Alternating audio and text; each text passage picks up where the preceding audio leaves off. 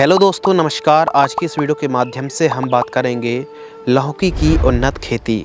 लौकी की खेती करते समय कौन सी सावधानी रखनी चाहिए, ज़्यादा पैदावार निकालने के लिए बेस्ट क्वालिटी की हाइब्रिड वैरायटी के साथ साथ ज़्यादा पैदावार निकालने के लिए स्प्रेइंग शेड्यूल, खाद का शेड्यूल के बारे में बात करने वाले हैं इस वीडियो के माध्यम से डिटेल में संपूर्ण जानकारी। यदि हम बेस्ट और जो सर्वाधिक उत्पादन देने वाली किस्मों के बारे में बात करें तो देखिए, लौकी एक ऐसी फसल है जो आप 12 महीने लौकी की खेती कर सकते हैं और काफ़ी अच्छी कमाई भी कर सकते हैं। तो जब भी आप लौकी की खेती कर रहे हैं दोस्तों, तो बाज़ार भाव, मार्केटिंग रेट मिलने के जो आसार हैं, चांस है, वो हमेशा अच्छे बने रहते हैं, पहली बात। दूसरी बात, कम लागत है, ज़्यादा आप कमाई कर सकते हैं, कम देखभाल है और आपको कम देखभाल में कम समय में एक अच्छी कमाई भी आप कर सकते हैं। और सबसे बढ़िया बात यह है कि पैदावार जो है वो काफ़ी बढ़िया है लौकी की खेती की, चाहे आप गोल लौकी की खेती कर रहे हो या फिर लंबी वाली लौकी की खेती कर रहे हो। तो जो वेस्ट वैरायटी है, उन्नतशील किस्में हैं, जो नंबर 1 पर जो हमने रखी है VASF कंपनी की नुनहेम्स अनोखी के नाम से आती है, ईस्ट वेस्ट की अनमोल के नाम से आती है, सकाटा सीड्स की दिशा के नाम से आती है, और VNR की हरुणा है, US की SW 906 है, हाईवेज की अमोघ, महिको की माही 8 और VNR की सरिता जो वैरायटी है, सरिता वैरायटी का भी जो फल है मीडियम लंबा होता है और इसकी मार्केटिंग करने में कोई दिक्कत की बात नहीं है। तो इन किस्मों का आप चुनाव करेंगे तो बेहतर से बेहतरीन आपको रिजल्ट मिलेंगे। जो टाइमिंग है, वैसे तो आप गर्मियों पर अक्टूबर से लेकर दिसंबर में लगाएंगे तो गर्मियों तक फसल चलेगी।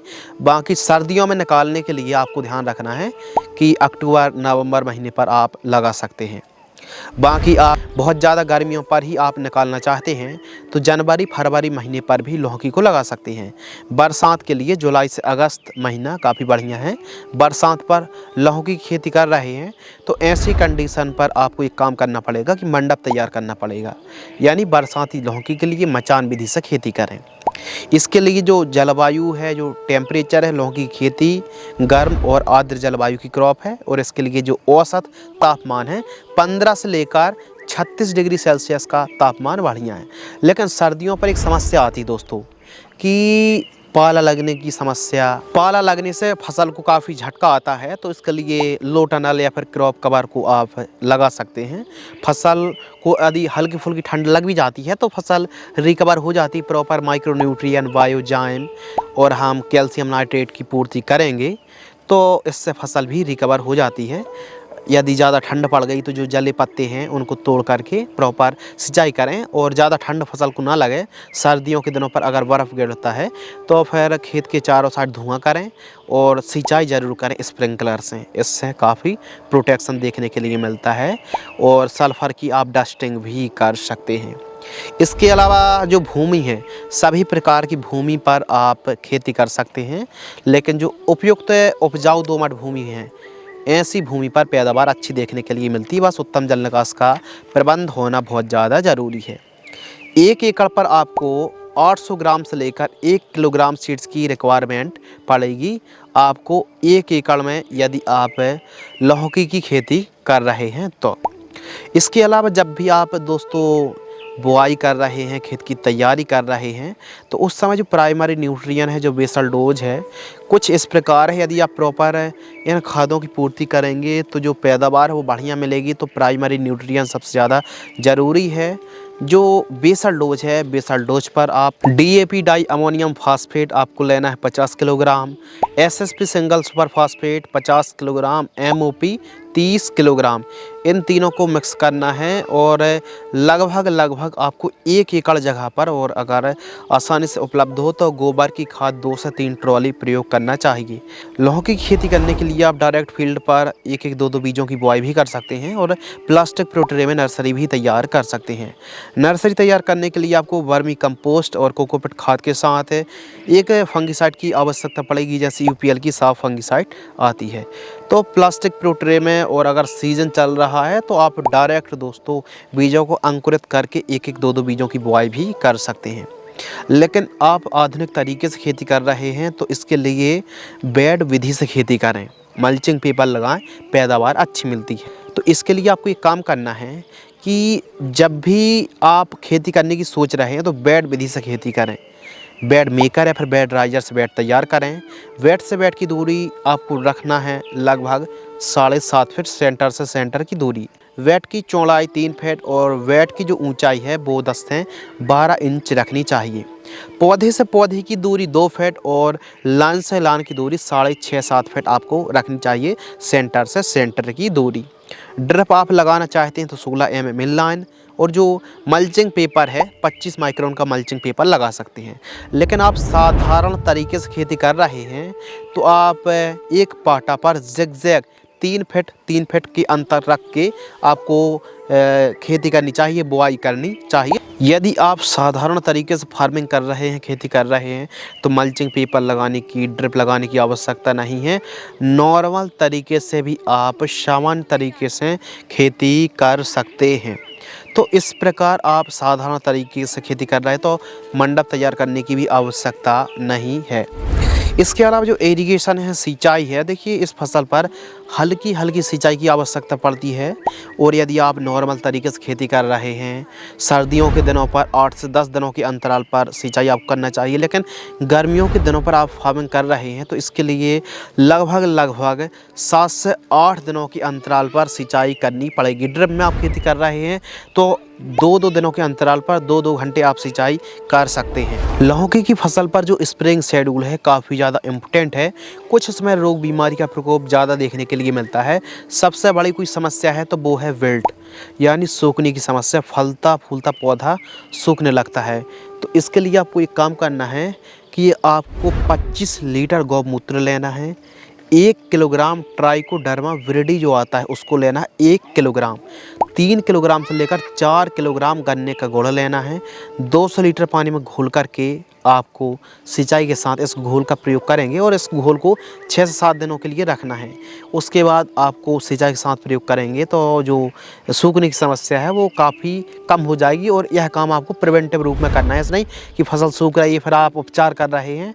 तो देखिए सावधानी ही इलाज है, उपाय है। तो समय रहते आप प्रिवेंटिव रूप में ट्राइकोडर्मा वाला घोल जरूर चला दीजिए। लाल कद्दू बीटल, इसके अलावा फ्रूट फ्लाई है, फल मक्खी है, पाउडरी मिल्ड्यूड, झुलसा लीफ स्पॉट और डाउनी मिल्ड्यूड है, मिलीबाग है, माइट्स, दीमक और वाइट ग्रैप की समस्या देखने के लिए मिलती है।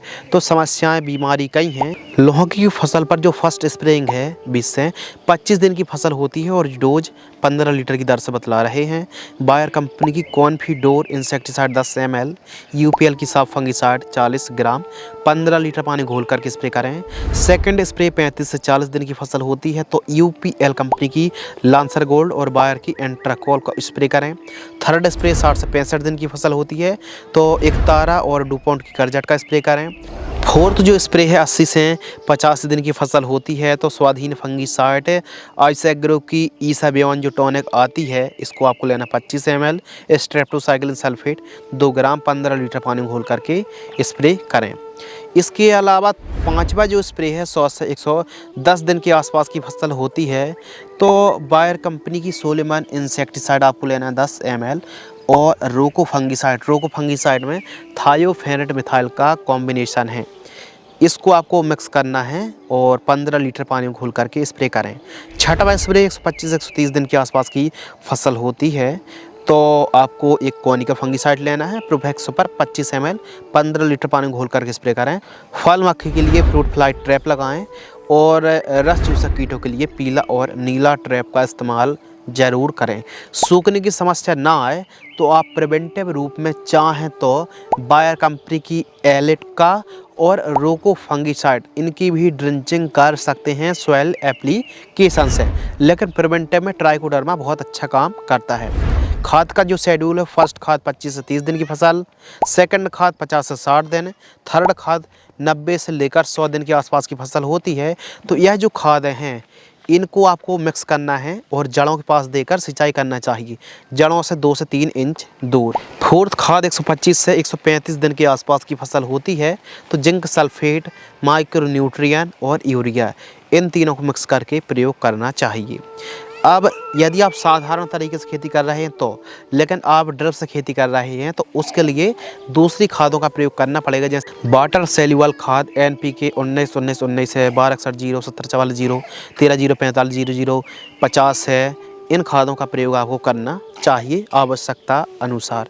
जो लाइफ साइकिल है लौकी की फसल लगभग 5 से 6 महीने बड़े आराम से चल जाती। प्रॉपर केयर करें, देखभाल करें। जो लागत है 50 से 60 हज़ार रुपये के आसपास लागत लगेगी यदि आप वैज्ञानिक तरीके से खेती करते हैं।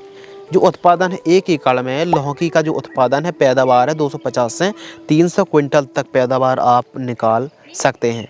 मार्केटिंग रेट बहुत अच्छे मिल सकते हैं। एवरेज जो औसत रेट मिलता है 10 रुपये से लेकर 30 रुपये प्रति किलोग्राम का रेट देखने के लिए मिलता है। और जो बेनिफिट है, जो शुद्ध आमदनी है, सभी लागत को काट कर आपको 15 से 20 रुपये केजी का भी रेट मिल जाता है। तो सभी लागत को काट कर आप लौकी की फसल से लगभग 203 से 3.5 लाख रुपए तक कमाई कर सकते हैं। अब हो सकता है थोड़ा रेट बहुत ही कम मिले या फिर औसत रेट ही मिल पाए, पैदावार अच्छी नहीं रही तो देखिए जो बेनिफिट है, जो शुद्ध आमदनी है वो घट भी सकती है। तो आवश्यकता अनुसार आपको देखभाल करना है, सिंचाई करना है, खाद की पूर्ति करना है, तो बहुत अच्छी कमाई आप लौकी की फसल से कमाई कर सकते हैं। वीडियो को आपने पूरा अंत तक वॉच किया। वीडियो को अंत तक देखने के लिए आपका बहुत बहुत शुक्रिया, धन्यवाद।